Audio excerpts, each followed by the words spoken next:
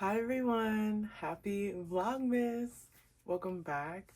Vlogmas day 2, and I wanted to show you, I have a little book haul, basically, show you the books that I have. I know I talked about how I tend to read books for a second, stop it, and then go to the next book. And then stop that book and go to the next book. So like I was saying yesterday, I have a lot of pending books on my shelf. So I wanted to share that with you today. Okay. Where do I start? Super pending. The Four Agreements. I've seen this everywhere and I was like, yeah, it's time to read it. But it's really good. But I haven't been reading much of it. Like I probably have read like 10 pages and then got back to a different book that I'm reading. So it might be time to whip this one back out. It's literally pocket size. It's perfect. And it's, honestly, you could read this in a day. I just wanted to read a different book that day. So I did. Okay, Four Agreements. I recommend for sure. I just can't speak on everything about this book yet. Okay, this book I did finish. The Power of Now. Oh my gosh. I didn't read it. I listened to it in an audiobook form. And The Power of Now, if I read this like page to page, I probably would still listen to the audiobook because it has like frequencies and like a sound bath in it, and it's just so, oh my god, so good. So good. So The Power of Now, I read this about like a year and a half ago, and I just remember it just being like, oh my gosh, like everything that I needed to hear in that moment of time, this book was talking about, and I was like, perfect. So it was just like a really good book for me at that point of time. So I recommend it. Recommend The Power of Now. Okay, let's do it. Speaking of The Power of Now, another book that I'm kind of reading on and off is Becoming Supernatural. If you know anything about Joe Dispenza, he is amazing. But I use this book kind of like a textbook. I got through half of this. Yeah, I'd say I probably got through like a little bit of half of this through an audiobook. But it was just so hard for me to keep going in the audiobook because it's so dense with knowledge and the most like beautiful nutritional way. It's so good. But it's not something that I can just drive aimlessly and listen to. Like, I actually want to focus on what he's saying. And I'll be like, wait, what? You just dropped a gem and I had to make a left turn. So it was kind of hard for me to focus while listening to this book. So I decided just to get it. And then I realized I'm still taking my time reading this because I'm taking my time writing notes. So it's really good, dense, but worth it. Very good. Basically talking about the mind-body connection and how to just get out of your mind and into the body, into the present moment. Basically, these are a great combo. I have so many books here. I'm just like, which one do I pick? Like, which one do y'all want to hear about next? Yeah, I'll talk about this one. I haven't picked this book up in a really long time, like probably since the summer. You Use a Healer. I mostly was reading this book for the meditations in the beginning of it, and then I wasn't consistent with the meditations, so I just stopped reading the book. But maybe it's time to pick this one back up as well. You the Healer. Yeah, basically methods on how to heal yourself. The Sylvia method. World famous Sylvia method. How to heal yourself. The testimonies were amazing. Just like Becoming Supernatural, he mentions testimonies in this one as well. There's testimonies in this one too. And they both, honestly, they both like guide you through meditation. So I don't know, I think I pulled more to this one because I just like the way Joe Dispenza, Dr. Joe Dispenza speaks. Like, this is really scientific, and I love textbook writing. I just love it.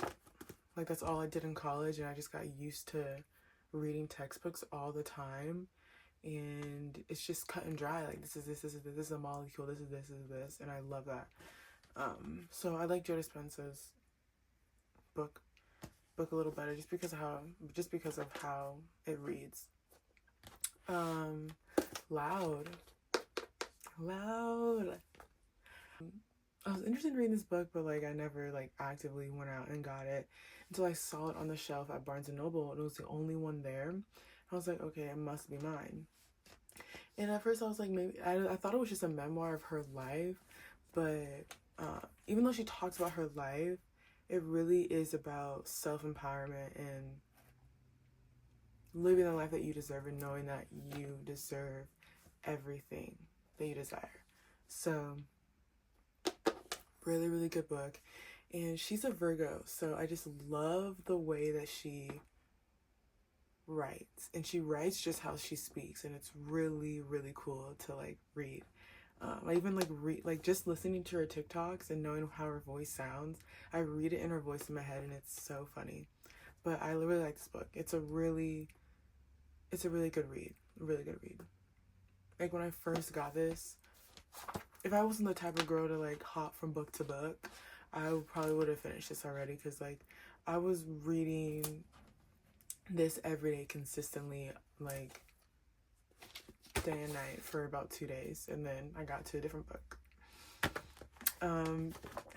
Anyway, the art of learning. I talked about this in another video of mine.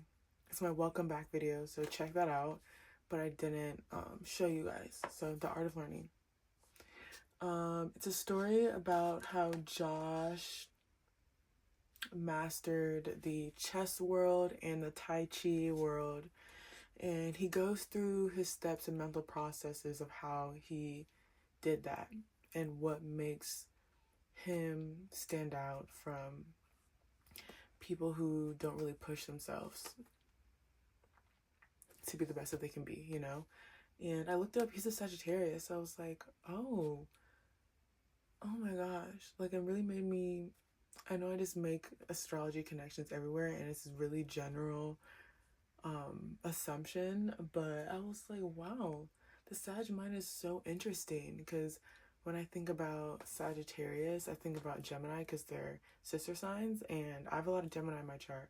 So I've always tipped my hat over to Geminis for the mental, because that's what that is.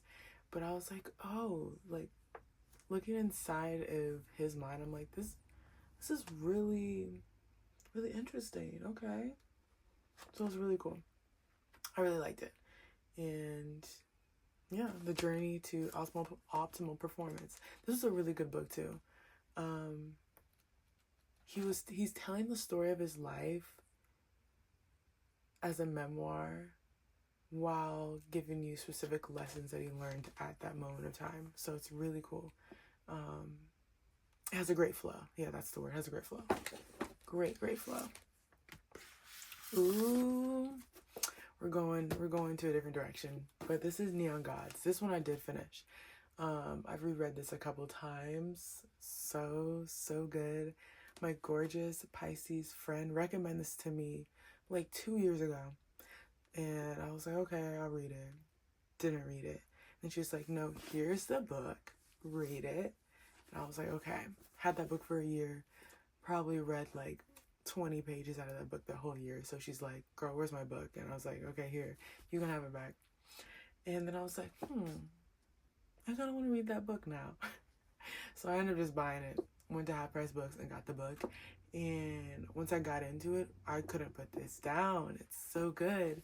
It's like, it basically tells the story, or Kate's version of Hermes and Persephone, and it's very romantic. with a capital R, very risque. And if you like that romantic, fantasy, mystical energy, this is it. It's very graphic, if you know what I mean. It's very graphic, and it's delicious. Read it. That's what I'm gonna say about that book.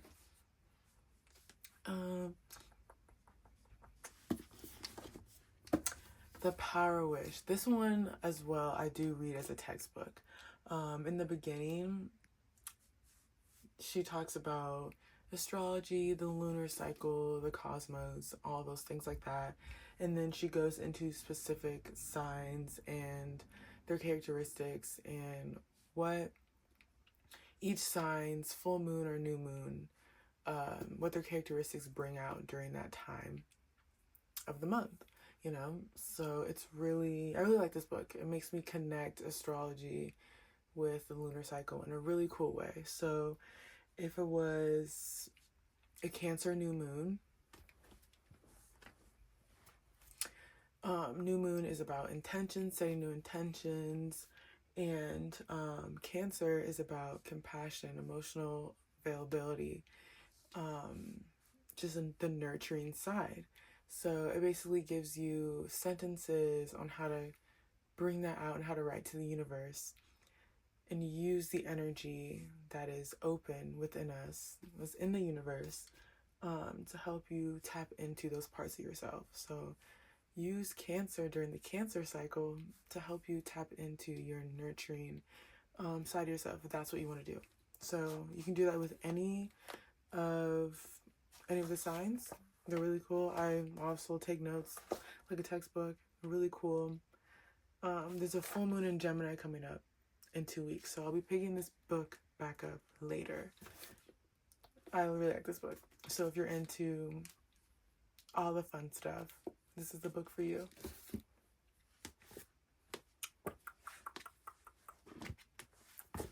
Oh my gosh, that's it.